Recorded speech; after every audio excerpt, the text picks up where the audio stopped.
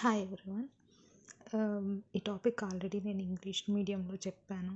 Telugu medium నుంచి కొత్తగా English మీడియంలో వచ్చే వాళ్ళ కోసం ఈ టాపిక్ నేను ఇంగ్లీష్ టర్మ్స్ యూస్ చేస్తూ తెలుగులో మళ్ళీ చెప్తున్నాను. ఇంతకు ముందు చెప్పిన దాన్ని డిస్క్రిప్షన్ బాక్స్ లింక్ ఇస్తున్నాను, చూడొచ్చు. ఈరోజు topic discovery of sub atomic particles. 19th century ముందు వరకు ఆటమ్ అనేది ఒక మ్యాటర్ యొక్క ఫండమెంటల్ బ్లాక్ అనేసి అనుకుంటూ వచ్చారు. కానీ 19th సెంచరీలో 20th సెంచరీ స్టార్టింగ్లో కొన్ని ఎక్స్పెరిమెంట్స్ ద్వారా మనకు తెలిసింది ఏమంటే ఆటంలో ఇంకా కొన్ని పార్టికల్స్ ఉన్నాయి. వాటిని మనం సబ్ అటామిక్ పార్టికల్స్ అని చెప్పేసి చెప్తున్నాం. First one, discovery of electron discovery గురించి చూసినట్లయితే మైకెల్ ఫారడే కాంట్రిబ్యూషన్ ఎక్కువగా ఉంటుంది. మైకెల్ ఫారడే అనే అతను ఎలక్ట్రిసిటీని డిఫరెంట్ టైప్స్ ఆఫ్ ఎలక్ట్రోలైట్స్ దగ్గర పాస్ చేస్తూ వచ్చిన రిజల్ట్స్ని అబ్జర్వ్ చేస్తూ కొన్ని ఫారడే లాస్ని కూడా ప్రపోజ్ చేయడం జరిగింది. సో ఈయన ఎక్స్పెరిమెంట్స్లో చూసినట్లయితే ఒక ఎలక్ట్రోలైట్ని తీసుకుంటున్నారు. అంటే ఎలక్ట్రోలైట్ అంటే ఏమంటే దీన్ని మనం పోలార్ సాల్వెంట్స్లో డిజాల్వ్ చేసినప్పుడు ఆ సొల్యూషన్కి ఎలక్ట్రిసిటీని కండక్ట్ చేసే నేచర్ అనేది వస్తుంది. అలాంటి వాటిని ఎలక్ట్రోలైట్ అంటాం.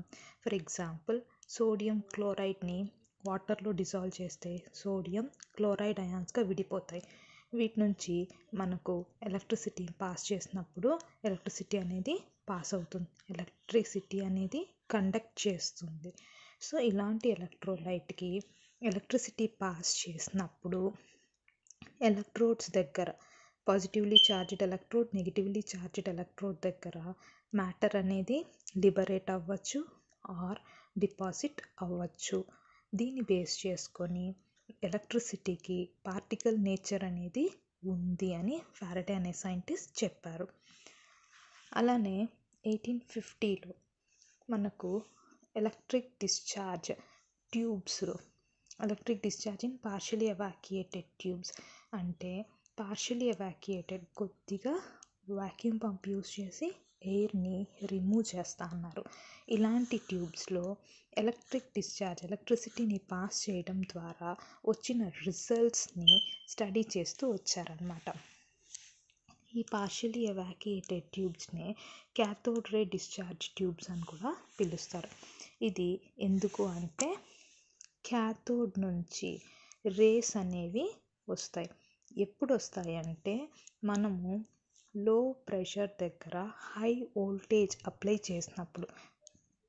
బాగా గుర్తుపెట్టుకోండి, లో ప్రెషర్ దగ్గర హై వోల్టేజ్ని అప్లై చేసినప్పుడు క్యాథోడ్ నుంచి రేస్ అనేవి ఎమిట్ అవుతాయి. ఈ రేసు ఎలక్ట్రోడ్ నుంచి వస్తుంది. ఎలక్ట్రిసిటీ పాస్ చేసినాం కదా, ఈ ఎలక్ట్రిసిటీనే రేస్ రూపంలో వస్తుంది అన్న కాన్సెప్ట్ కాదు. మెటల్ ఎలక్ట్రోడ్ నుంచి ఈ రేస్ అనేవి వస్తున్నాయి. ఈ రేసు క్యాథోడ్ నుంచి యానోడ్ వైపుకి ట్రావెల్ చేస్తాయి. So cathode to anode. So cathode నుంచి వస్తున్నాయి కాబట్టి ఈ రేస్ని క్యాథోడ్ రేస్ అని పిలుస్తాను. లో ప్రెషర్ అండ్ హై వోల్టేజ్ దగ్గర క్యాథోడ్ రేస్ అనేవి ఎమిట్ అవుతూ వస్తున్నాయి. కానీ మనం ఏది కంటితో చూస్తే నమ్మరు, ఎవరైనా అంతే. సో సేమ్ దాన్ని ప్రూవ్ చేయడానికి కోసం సైంటిస్ట్ ఏం చేస్తున్నారంటే ఈ యానోడ్ దగ్గర ఒక చిన్న హోల్ చేసి యానోడ్ వెనక వైపు పాస్ఫోరసెంట్ మెటీరియల్తో కోట్ చేస్తున్నారు. For example zinc sulphide. ఈ పాస్ఫోరసెంట్ మెటీరియల్తో కానీ ఫ్లోరసెంట్ మెటీరియల్తో కానీ ఇక్కడ కోట్ చేయడం జరుగుతుంది. దీనివల్ల యూజ్ ఏమంటే పాస్ఫోరసెంట్ మెటీరియల్ కానీ ఫ్లోరసెంట్ మెటీరియల్ కానీ ఒక రేస్తో, ఎనర్జీ రేస్తో హిట్ చేయబడితే మనకు ఒక బ్రైట్ స్పాట్ అనేది కనిపిస్తుంది. చిన్న లైట్ లాగా వస్తుంది. ఇది ఎందుకు అంటే పాస్ఫోరసెంట్ మెటీరియల్లో కానీ ఫ్లోరసెంట్ మెటీరియల్లో కానీ మనకు ఎలక్ట్రాన్స్ అనేవి ఉంటాయి ఆటంలో. ఇవి లోవర్ ఎనర్జీ లెవెల్ నుంచి హయ్యర్ ఎనర్జీ లెవెల్కి మూవ్ అవుతాయి. ఈ హైయర్ ఎనర్జీ నుంచి మళ్ళీ లోయర్ ఎనర్జీ లెవెల్కి మూవ్ అయ్యేటప్పుడు ఎనర్జీని రిలీజ్ చేసేది లైట్ ఫామ్లో ఉంటుంది. కాబట్టి మనకు బ్రైట్ స్పాట్స్ అనేవి ఇక్కడ కనిపిస్తాయి. ఈ కాన్సెప్ట్స్ అన్నీ మీరు కొంచెం హయ్యర్ క్లాసెస్లో చదువుకుంటారు, ఫ్లోరసెన్స్, పాస్ఫోరసెన్స్ అనేసి. సో ప్రస్తుతానికైతే ఇది గుర్తుపెట్టుకోండి. ఫ్లోరసెంట్ ఫాస్ఫోరసెంట్ మెటీరియల్ని హై ఎనర్జీ ఉన్నవి ఏవైనా సరే హిట్ చేసినప్పుడు అవి కొద్దిసేపటికి బ్రైట్ స్పాట్స్ అనేవి చూపిస్తాయి. సేమ్ రేడియం మెటీరియల్ లాగానే అనుకోండి. సో ఇక్కడ చూస్తే ఈ క్యాథోడ్ రేస్ అనేవి క్యాథోడ్ నుంచి స్టార్ట్ అయ్యి యానోడ్ వరకు మూవ్ అవుతుంది. ఇవి కంటికి కనిపించదు, కానీ మనం ఈ ఫ్లోరసెంట్ మెటీరియల్ యూస్ చేసి అబ్జర్వ్ చేయొచ్చు. ఇవి ఎలక్ట్రిక్ ఫీల్డ్లో లేనప్పుడు మనకు యాబ్సెన్స్ ఆఫ్ ఎలక్ట్రిక్ ఫీల్డ్ లేనప్పుడు మనకు స్ట్రెయిట్ లైన్లో మూవ్ అవుతాయి. అదే ఎలక్ట్రిక్ ఫీల్డ్ అప్లై చేసినామనుకోండి, వాటి పాత్ నుంచి అవి డీవియేట్ అవుతాయి. ఇవి negatively charged particles. Negatively charged particles అని ఎందుకు అంటున్నామంటే, ఈ రేస్ మన క్యాథోడ్ నుంచి వస్తుంది, ఇది నెగిటివ్ ఛార్జ్. ఇన్ కేస్ ఈ రేస్ అనేవి పాజిటివ్ ఛార్జ్డ్ పార్టికల్స్ కలిగి ఉంటే ఇవి మూవ్ అవ్వవు, ఇక్కడే ఉండిపోతాయి. Like charges repel and opposite charges attract. కాబట్టి నెగిటివ్ ఛార్జ్డ్ పార్టికల్స్ కాబట్టే వీటి నుంచి ఇది బయట వచ్చేసి పాజిటివ్లీ ఛార్జ్డ్ యానోడ్ వైపుకి మూవ్ అవుతాం. సో ఇవి negatively charged particles. Do not depend upon the material of, చూడండి, material of electrode or nature of gas. అంటే ఈ క్యాథోడ్ రేస్ అనేవి ఈ ఎలక్ట్రోడ్ నుంచే వస్తుంది, కానీ ఈ ఎలక్ట్రోడ్ అనేది ఏ మెటల్ అయినా కావచ్చు, కాపర్ కావచ్చు, జింక్ కావచ్చు, ఏదన్నా కావచ్చు, కానీ ఈ ఎమిట్ అవుతా అన్న రేస్ అనేవి ఒకే నేచర్ని కలిగి ఉంటాయి. నెక్స్ట్, ఇక్కడున్న గ్యాస్ని వల్ల ఈ రేస్ అనేవి ఎఫెక్ట్ అవ్వవు. అంటే ఏమంటే ఈ రేస్ యొక్క నేచర్ అనేది ఇక్కడున్న గ్యాస్ పైన డిపెండ్ అవ్వదు. సో యూనివర్సల్, ఏ మెటల్ తీసుకున్నా వస్తుంది, ఇక్కడ ఏ గ్యాస్ తీసుకున్నా వస్తుంది, కానీ వాటి యొక్క బిహేవియర్ మాత్రం ఒకే రకంగా ఉంది. అంటే మీ ప్రతి దానిలోనూ మ్యాటర్లోనూ ఎలక్ట్రాన్ అంటే ఈ negatively charged particle basic constituent అనేది ఉంది. దాన్నే మనం నెగిటివ్లీ ఛార్జ్డ్ పార్టికల్ ఎలక్ట్రాన్ అని చెప్పేసి పిలుస్తూ ఉన్నాం. Next, charge to mass ratio of electron. Charge to mass ratio of electron ఇక్కడ తీసుకున్నట్లయితే థామ్సన్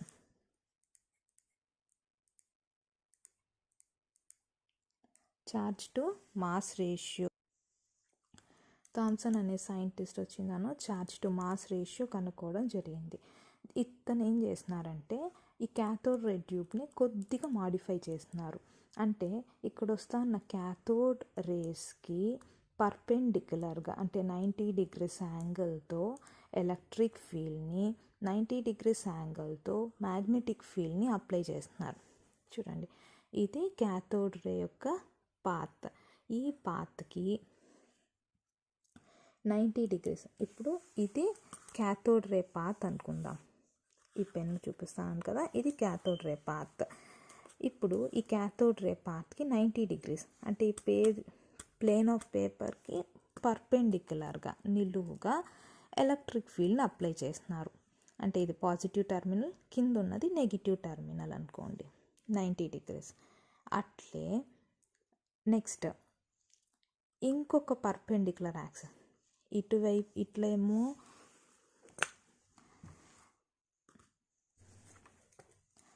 ఇదేమో పాత్ ఆఫ్ ఎలక్ట్రాన్ అనుకుంటే, ఇక్కడ కనిపిస్తున్న గ్రీన్ కలర్ వన్ ఏమవుతుందంటే electric field.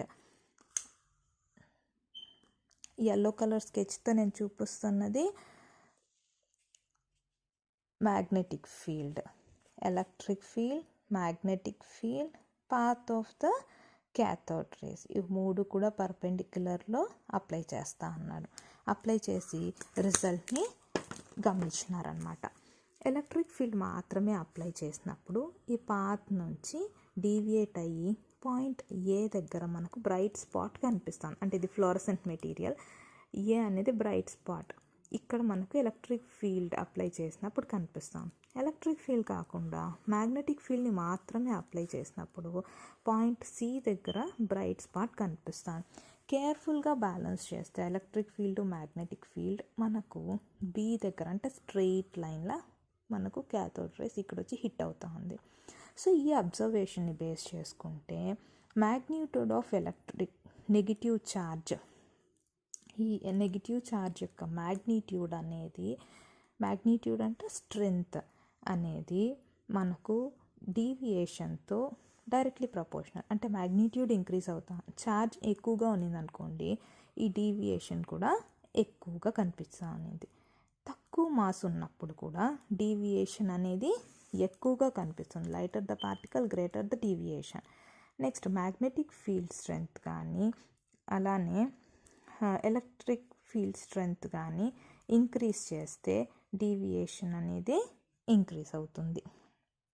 Strength of electric field or magnetic field increase చేస్తే అప్పుడు కూడా మనకి డీవియేషన్ అనేది ఎక్కువగా ఉంది.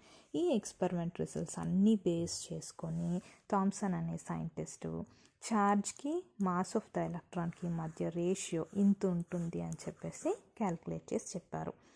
ఛార్జ్ని కూలుమ్స్లో, మాస్నేమో కేజెస్లో తీసుకున్నారు. సో ఎలక్ట్రాన్కి నెగిటివ్ ఛార్జ్ ఉంది కాబట్టి ఎలక్ట్రాన్స్కి నెగిటివ్ ఛార్జ్ మైనస్ ఛార్జ్ ఉంది అని చెప్పేసి చెప్పడం జరిగింది. కాకపోతే ఆ ఛార్జ్ ఎంత అనేది చెప్పలేదు. Next charge on the electron.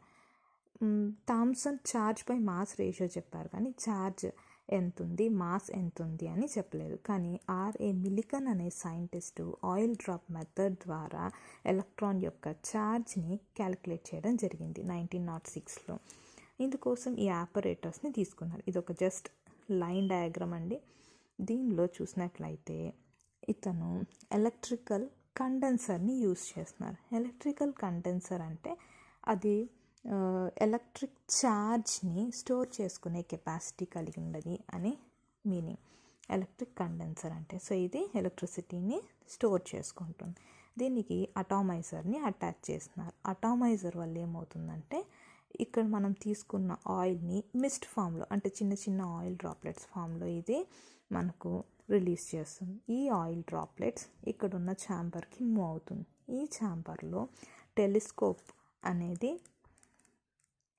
Connect చేయబడి ఉంటుంది. ఈ టెలిస్కోప్ ద్వారా మనం ఆయిల్ డ్రాప్లెట్స్ యొక్క మూమెంట్ని అబ్జర్వ్ చేయవచ్చు. ఇదే ఛాంబర్కి ఎక్స్రే సోర్స్ యొక్క ఇన్లెట్ ఉంటుంది. ఈ ఎక్స్రే సోర్స్ నుంచి ఎక్స్రేస్ అనేవి ఈ ఛాంబర్లోకి ఎంటర్ అవుతాయి. ఈ ఛాంబర్లో ఎంటర్ అయిన తర్వాత ఇక్కడున్న గ్యాస్ అన్నిటినీ ఎక్స్రేస్ అయనైజ్ చేస్తాయి. బేసిక్గా ఎక్స్రేస్కి ఎలాంటి ఛార్జ్ ఉండదు. కాకపోతే ఎక్స్రేస్ యొక్క యునీక్ క్యారెక్టర్ అంటే ఇదేం చేస్తుందంటే ఏ ఆటమ్ని అయితే హిట్ చేస్తుందో, ఏ మాలిక్యూల్ని అయితే హిట్ చేస్తుందో అందులో నుంచి ఎలక్ట్రాన్స్ని తీసేస్తుంది. సో ఎలక్ట్రాన్స్ని తీసేస్తే ఆటోమేటిక్గా అవి ఏమవుతాయి, పాజిటివ్ ఛార్జ్ ఉంటాయి. అంటే అయనైజేషన్ అనేది జరుగుతుంది. నెక్స్ట్ ఇక్కడ రిలీజ్ అవుతున్న ఎలక్ట్రాన్స్ ఈ ఆయిల్ డ్రాప్లెట్స్ పైన నెగిటివ్ ఛార్జ్ వచ్చేలా చేస్తాయి. ఇలా నెగిటివ్లో ఛార్జ్ అయిన ఆయిల్ డ్రాప్లెట్స్ అనేవి మూమెంట్ అండ్ పాజిటివ్ ఛార్జ్ వైపు వెళ్తుంది. సో ఈ మూమెంట్ అనేది ఇంక్రీజ్ అవుతుందా, డిక్రీజ్ అవుతుందా, అలానే ఉంటుందా అనేది మనం ఇక్కడ అప్లై చేస్తున్న ఎలక్ట్రిక్ ఫీల్డ్ని బేస్ చేసుకొని ఉంటుంది. సో ఇలా ఆల్టర్ చేస్తూ అంటే ఎలక్ట్రిక్ ఫీల్డ్ స్ట్రెంగ్త్ని ఆల్టర్ చేస్తూ ఈ మూమెంట్ని అబ్జర్వ్ చేస్తూ మిల్కన్ అనే సైంటిస్ట్ ఏం చేస్తున్నారంటే మనకు ఛార్జ్ ఆఫ్ ద ఎలక్ట్రాన్ని క్యాల్కులేట్ చేస్తున్నారనమాట. ఛార్జ్ ఆఫ్ ద ఎలక్ట్రాన్ ఎంతని చెప్పారంటే ఈక్వల్ టు 1.6 × 10⁻⁻19 కూలమ్స్ అని చెప్పారు. ఇక్కడ charge on the oil droplet పైన ఛార్జ్ అనేదాన్ని క్యాల్కులేట్ చేస్తున్నారు. బేసిక్గా ఈ ఆయిల్ డ్రాప్లెట్ యొక్క ఛార్జ్ని బేస్ చేసుకొని అంటే వచ్చిన రిజల్ట్స్ని బేస్ చేసుకొని ఛార్జ్ ఆఫ్ ఎలక్ట్రాన్ చెప్పారు. సో దానికోసం అతను ఏమని చెప్పారంటే ఈ సెంటెన్స్ బాగా గుర్తుపెట్టుకోండి. magnitude of electric charge on oil droplet is equal to integral multiple of electric charge అన్నారు. ఇక్కడ ఈ ఎలక్ట్రిక్ ఛార్జ్ ఆయిల్ డ్రాప్లెట్ పైన ఏదైతే ఉందో అది ఎలక్ట్రిక్ ఛార్జ్ యొక్క ఇంటిగ్రల్ మల్టిపుల్ అన్నారు. దీన్ని మీకు అర్థం అవ్వడం కోసం నేను ఒక ఎగ్జాంపుల్ చెప్తాను. ఒక బాక్స్లో కొన్ని ప్యాకెట్స్ ఉన్నాయి. ఆ ప్యాకెట్స్ అన్నిట్లోనూ 2 చాక్లెట్స్ పెట్టారు. ABCDE అనే 5గురిని పిలిచి వాళ్ళకి ఇష్టం వచ్చినన్ని ప్యాకెట్స్ తీసుకోమన్నారు. A 2 ప్యాకెట్స్ తీసుకున్నాడు, B 4, C 1 packet, D 3 packet, E 2 ప్యాకెట్స్ని తీసుకున్నారు. వాళ్ళ దగ్గర ఎన్ని చాక్లెట్స్ ఉన్నాయి అంటే ఏ దగ్గర 2 ప్యాకెట్స్ ఉన్నాయి, ప్రతి ప్యాకెట్లోనూ 2 చాక్లెట్స్ ఉన్నాయి. సో ఏ దగ్గర ఎన్ని ఉంటాయి? 4 చాక్లెట్స్. సిమిలర్గా బి దగ్గర 4 ప్యాకెట్స్ తీసుకున్నాడు, ప్రతి ప్యాకెట్లోనూ 2 చాక్లెట్స్ ఉన్నాయి, అంటే టోటల్గా 8 చాక్లెట్స్ ఉన్నాయి. సి దగ్గర క్యాల్కులేట్ చేస్తే 2 చాక్లెట్స్, డి దగ్గర 6, ఈ దగ్గర 4, అంటే వాళ్ళ దగ్గర ఉన్న చాక్లెట్స్ 4, 8, 2, 6, 4 అని చెప్పారు. అంటే మనం దీన్ని ఎలా రాసుకోవచ్చు? 2 ఫ్యాక్టర్స్ ఇవన్నీ 2తో మల్టిప్లై చేసినట్టు రాసుకోవచ్చు కదా. 4 అంటే 2 into 2 8, 4 into 2 2, 1 into 2 6, 3 into 2 4, 2 into 2. అంటే ఇక్కడ ఇది వచ్చిందను ఆయిల్ డ్రాప్లెట్స్ పైన ఉన్న ఛార్జ్ అనుకోండి. ఒక్కొక్క ఆయిల్ డ్రాప్లెట్స్ పైన ఇలా ఛార్జ్ని ఆల్టర్ చేస్తూ వచ్చినప్పుడు ఇలా వచ్చిందని కనుక్కున్నారు. దీన్ని ఎలా రాసుకోవచ్చు అంటే ఇక్కడ రాసిండేది ఇలా 2కి మల్టిపుల్స్గా రాసుకోవచ్చు కదా, అట్లా ఎలక్ట్రిక్ ఛార్జ్ యొక్క మల్టిపుల్స్గా రాసుకుంటాను. అంటే ఎన్, ఇదేమో ఈ, ఇదేమో క్యూ, ఇలా. అంటే ఆయిల్ డ్రాప్లెట్స్ పైన ఉన్న ఎలక్ట్రిక్ ఛార్జ్ దేనికి ఈక్వల్గా ఉంటుంది అంటే ఒక ఇంటిగ్రల్ మల్టిపుల్ ఆఫ్ ఎలక్ట్రిక్ ఛార్జ్కి ఈక్వల్గా ఉంది. ఈ ఎలక్ట్రిక్ ఛార్జే ఎలక్ట్రిక్ ఛార్జ్ ఆఫ్ ఎలక్ట్రాన్ అని క్యాలిక్యులేట్ చేస్తున్నారు. సో దాని value 1.6 into 10⁻−19 coulombs. So present ఇప్పుడు కన్సిడర్ చేస్తున్న వాల్యూ ఏది అంటే -1.602176 ఇంటూ 10⁻−19 కూలమ్స్. సో ఇది charge of the electron. Thomson ఏమో ఛార్జ్ బై మాస్ రేషియో చెప్పారు, అలానే మిల్లికన్ తీసుకుంటే charge of the electron value చెప్పినారు. ఈ 2 వాల్యూస్ని బేస్ చేసుకొని mass of the electron calculate చేయొచ్చు. అది ఎలా అంటే ఛార్జ్ బై మాస్ రేషియోని తీసుకుంటే మనకు మాస్ ఆఫ్ ద ఎలక్ట్రాన్ వస్తుంది. So charge of the electron E/ME equal to E into దీన్ని ఇక్కడ డినామినేటర్లో ఉంది కాబట్టి న్యూమరేటర్కి తీసుకువెళ్తే రెసిప్రొకేట్ అవుతుంది, ME/E that equal to E gets cancel ME. So ఈ వాల్యూ తెలుసు, -1.602176 ఇంటూ 10⁻−19 కూలమ్స్. E/ME వాల్యూ తెలుసు, -1.758820 into 10⁻11 coulombs per kgs. So ఇవి రెండు క్యాల్కులేట్ చేస్తే మనకు మాస్ ఆఫ్ ద ఎలక్ట్రాన్ వస్తుంది 9.1094 ఇంటూ 10⁻31 కేజెస్. సో ఇది mass of the electron. So ఇది ఎలక్ట్రాన్ యొక్క discovery, mass of the ratio of charge by mass of the electron and the value of charge of the electron. Next discovery of protons. So ఇక్కడ protons యొక్క discovery cathode ray discharge ట్యూబ్ని కొద్దిగా modify చేసి results observe చేయడం ద్వారా తెలుసుకుంటాం. ఇక్కడ canal rays అనేవి produce అవుతాయి అన్నమాట. ఈ క్యానల్ రేస్ అనేవి ఏమంటే సేమ్ క్యాథోడ్ రే డిశ్చార్జ్ ట్యూబ్లోనే క్యానల్ రేస్ అనేవి ప్రొడ్యూస్ అవుతాయి. ఈ రేస్ అనేవి మనకు క్యాథోడ్ వైపు మూవ్ అవుతా కనిపిస్తుంది. విజిబుల్గా కాదు, అబ్జర్వ్ చేసినారు. ఇది దేని మీద డిపెండ్ అవుతుంది అంటే మనం ఏ గ్యాస్ అయితే తీసుకుంటామో ఆ గ్యాస్ యొక్క నేచర్ పైన డిపెండ్ అయి ఉంటుంది. ప్లస్ మనకు ఎలక్ట్రాన్లలో ఛార్జ్ బై మాస్ రేషియో ఏ గ్యాస్ తీసుకున్నా ఏ ఎలక్ట్రోడ్ తీసుకున్నా ఒకటే వస్తుంది. కానీ ఇక్కడ తీసుకుంటే ఛార్జ్ బై మాస్ రేషియో అనేది మనం ఏ గ్యాస్ తీసుకుంటామో దానిపైన డిపెండ్ అయి ఉంటుంది.